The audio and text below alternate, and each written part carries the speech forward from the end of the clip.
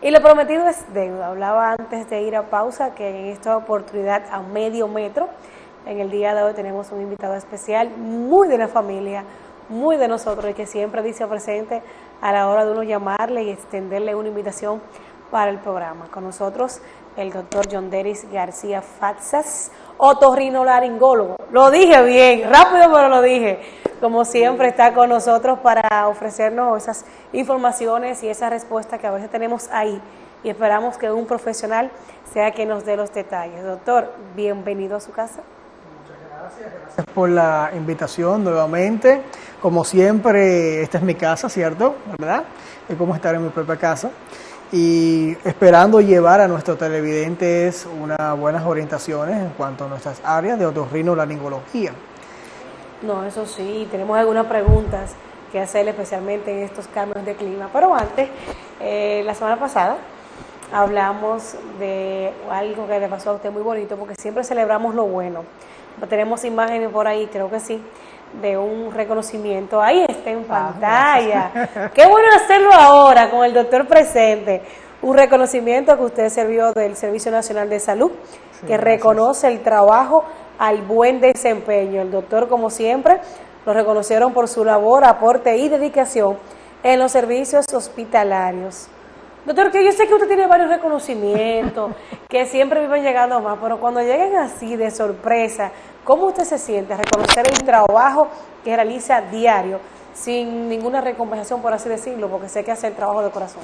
Bueno, uno se siente muy bien, claro está, pero lo importante es poder ayudar a nuestra población de una forma en que podamos resolver sus problemas, poder ayudar en lo más que podamos, poder contar con nuestro apoyo siempre y saber que estamos para servirle, que es lo primero que debemos saber. Es algo que se lo agradecemos bastante al Servicio Nacional de Salud, algo que nos hizo sentir muy bien, te hace sentir también un poco más comprometido, eso es bueno, y también te hace sentir un poco orgulloso de todo esto, pero siempre hacemos las cosas a cambio de nada, y lo importante es eso, poder ayudar a nuestra población. Usted sabe que sus reconocimientos y su alegría también son nuestras. Sí, las celebramos igual, nos sentimos muy felices a la hora de enterarnos de esa información que fue imposible no multiplicar. Gracias. Doctor, en estos tiempos de cambio de clima, quizás en República Dominicana no se nota tanto, pero sí se da. Sí, ¿Cuáles son las patologías más comunes que podemos ver en este clima, en este tiempo? Bueno, en nuestra área de otorrinolaringología, por estos cambios climáticos es muy frecuente que veamos problemas y trastornos de tipos nasales. Es uno de los primeros que vamos a ver por los cambios de temperatura. Muchos pacientes tienden a hacer lo que son las rinitis alérgicas de tipo estacionaria. Se ven mucho por estos cambios climáticos que vemos ahora, donde son pacientes que siempre van a tener obstrucciones nasales, pacientes que van a tener rinorrea, o sea, salida de ese moco por la nariz, o también la puedes tener por la parte posterior nasal, o sea, por lo que se llama la coana. Y el paciente siente lo que es una flema, siente como si fuera un esgarreo. Muchos pacientes te dicen que sienten que tienen un cabello en la garganta. Y es por la salida de las secreciones por detrás de la coana que van a colonizar lo que es parte de la orofaringe también. También es muy importante saber que estos tipos de pacientes tienen prurito nasal, o sea, le pican la nariz. Estornudan mucho, una molestia. Es bastante molestoso. Y tienen una tos irritativa, o sea, una tos seca que es por la caída de la misma secreción encima de la cuerda vocal. Estos pacientes tienden a hacer muchas molestias, pacientes que no aguantan mucho estos cambios de temperatura. Es un paciente que acude muy frecuentemente a nuestras consultas de otorrinolaringología. Yo soy una de ellas. Sí. No, vamos a hablar con el ejemplo. Todo lo que usted me está mencionando, todos los síntomas, pues yo lo tengo. Sí, es muy cierto. Entonces entiendo perfectamente. Voy a ver entonces cuáles son las consecuencias. Pero uno les recomienda a estos pacientes cuidarse, abrigarse. ¿Por qué? Porque es importante mantenerse alejado del cambio de temperatura. Un paciente que uno le recomienda no estar cerca de polvo, no estar cerca de humo, de contaminantes atmosféricos. Pacientes también que hay que tener cuidado con algo también, que es lo siguiente, el uso de medicación, porque este es un paciente que le encanta automedicarse. Sí. Que es uno de los problemáticos que tenemos acá en nuestro país. A los pacientes les encanta automedicarse, comprar cosas, muchas veces sin saber qué es lo que va a utilizar. No, y aparte de eso, que todo vecino siempre es médico, porque el vecino siempre te recomienda que a mí me funcionó. Y uno, en vez de ir a un profesional de la salud, va a la farmacia y compra lo que ese vecino le funcionó sin saber el organismo de ese vecino y su organismo cómo funciona y cómo trabaja. Decía una temática en medicina que cada paciente es un individuo, o sea, una persona aparte. No todo el mundo hace la misma reacción, no todo el mundo se maneja igual y no todo el mundo tiene las mismas respuestas con los medicamentos. Y eso es importante saberlo. Por lo cual yo siempre le digo a mis pacientes que deben tener cuidado con la automedicación. Uno le agradece mucho a los vecinos, claro, que siempre cooperan, que se sabe que no lo hacen por hacer nada malo, pero es importante saber que tienen que tener cuidado con la automedicación. Eso es uno de los grandes problemas que vamos a tener en el futuro en países como el de nosotros. Estos son pacientes que también es importante que lleven un buen aseo del lugar, del medio ambiente donde están, por ejemplo, de la casa, del trabajo, para que tengan menos trastornos de tipo respiratorio, ¿no? Es importante también saber que el paciente tiende mucho o muy frecuentemente a utilizar los famosos remedios caseros.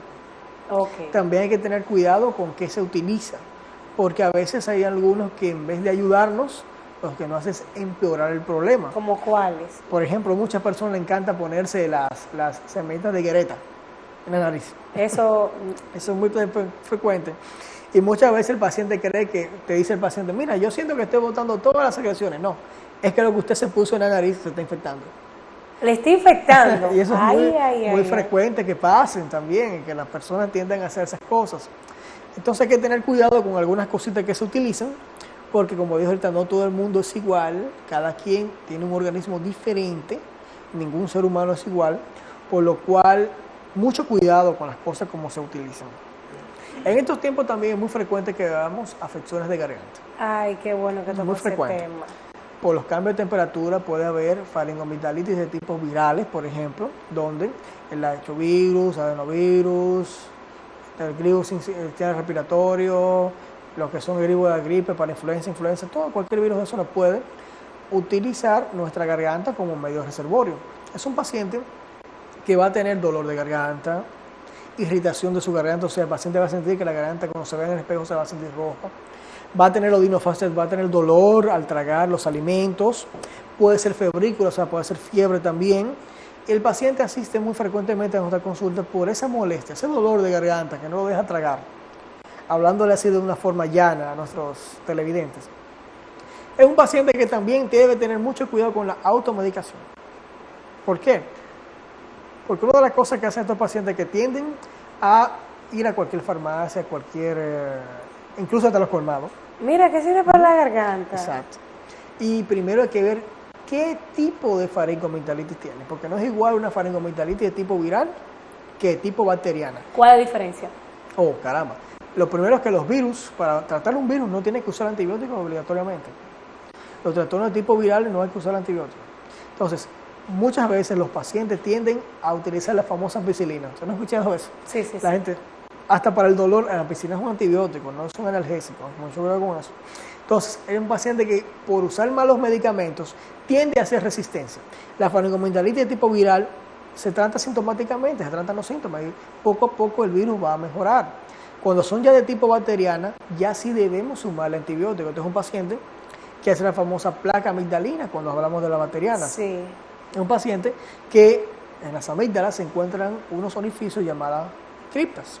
En esas criptas podemos tener acúmulos de secreciones blanquecinas llamadas Casium o divertigo de Dietrich, que también se deben a infecciones. Ya cuando tenemos ese tipo de patología y ese tipo de signos y síntomas, sí podemos tratar con antibióticos. Es diferente ese dos tipos de amigdalitis, por lo cual la población debe cuidarse mucho del que utiliza, porque la automedicación es uno de los fracasos en cuanto a estos tratamientos.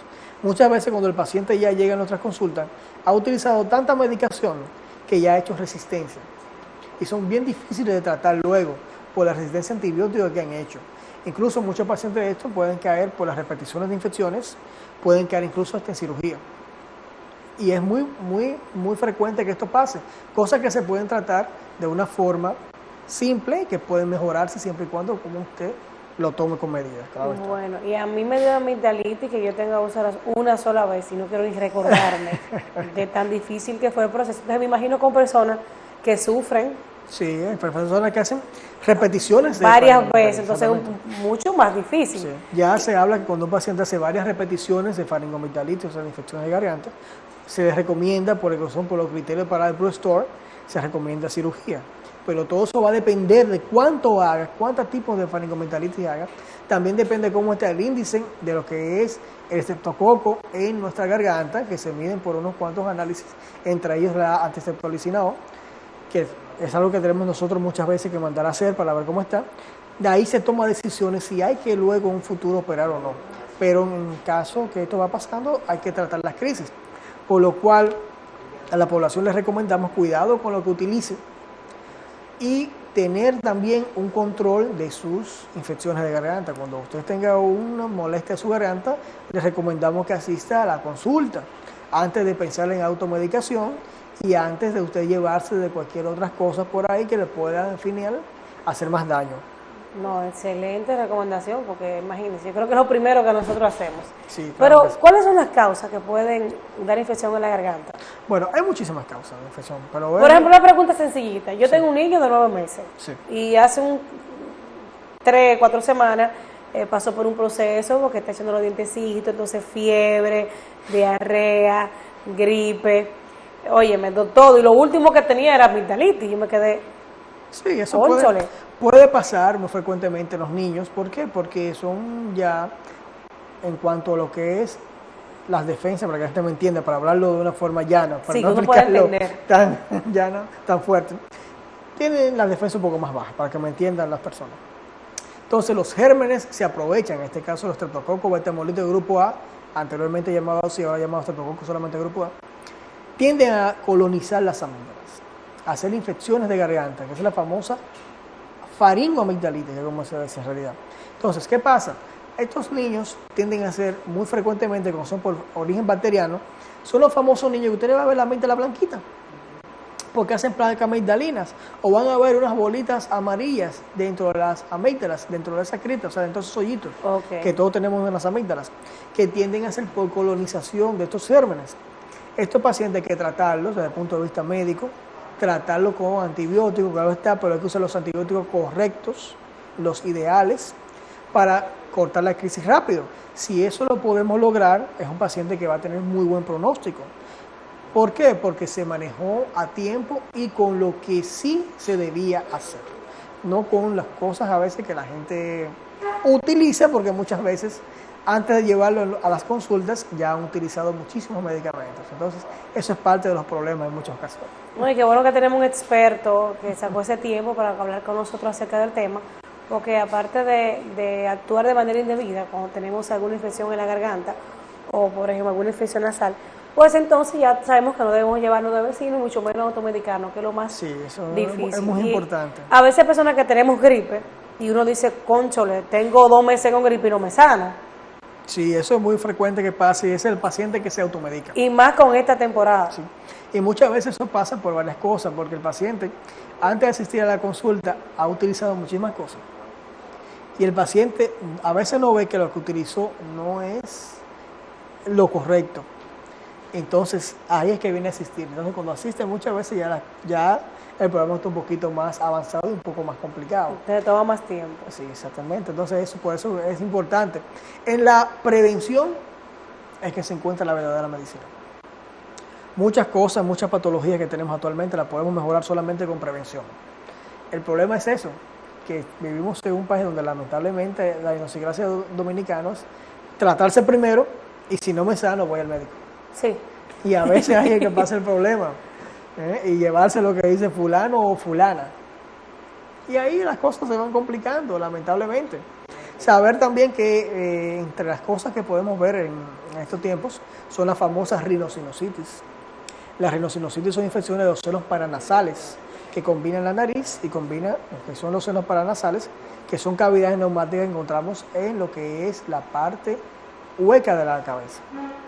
Estos son pacientes que tienden también a hacer obstrucciones nasales. Cuando se va infectando la rinosinusitis por bacterias, hacen una salida de moco un poco, para que la gente me entienda, verdoso o amarillento, que se debe a secreciones purulentas acumuladas en nuestros senos paranasales.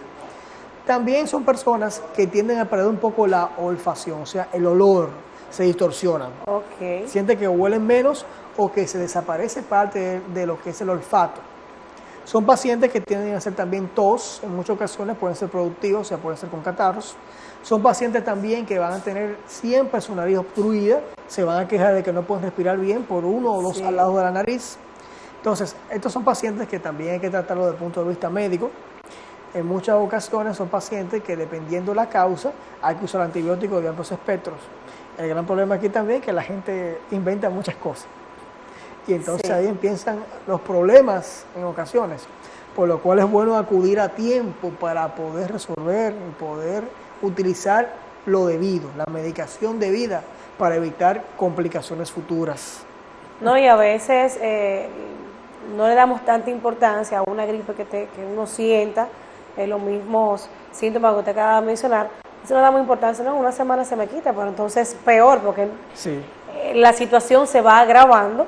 Entonces ya cuando uno llega al médico es más difícil, toma más tiempo. Exacto, entonces, poder pasar ese proceso. Ahí viene el problema, porque el problema es que ahí quieren que hagamos magia.